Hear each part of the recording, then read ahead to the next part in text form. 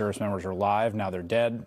Families have paid billions at the pump. This is the worst foreign policy blunder in decades. And I want to play just 30 seconds of the folks at Commentary, which is a very, I would say, like pro-Israel and pro-Iran war group of folks who I don't think have actually reckoned with the fundamental thing, which is that the war didn't work. That's the problem. It's not Trump. I mean, yes, it's Trump, but like the war. Here, take a listen. Trump is now saying Bibi is indiscriminately murdering Lebanese, but the Iranians are nice and they only want to help their country. The people who just tried to shoot down and kill two of our pilots last week. Yeah, and right. Of course, who tried to assassinate him? Yeah. Tried to assassinate John Bolton?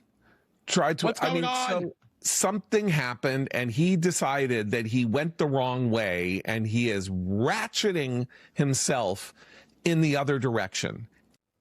Yes, something happened, which is that they lost. The leverage created by the closure of the Strait of Hormuz turned out to be the Trump card. Yeah, the war was idiotic is what happened. Donald Trump did exactly what everyone thought he had done, because it's the same thing he's done his whole career, which is screw over his partners. It's just like, it's so crazy. It's like, have these people been awake?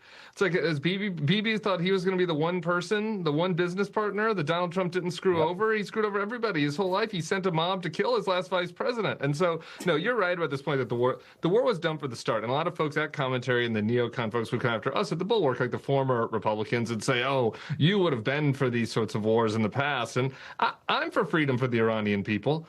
But the premise of this war was so obviously dumb from the start, and he is humiliated and surrendering right now because they didn't have a good plan and the war was never going to work anyway.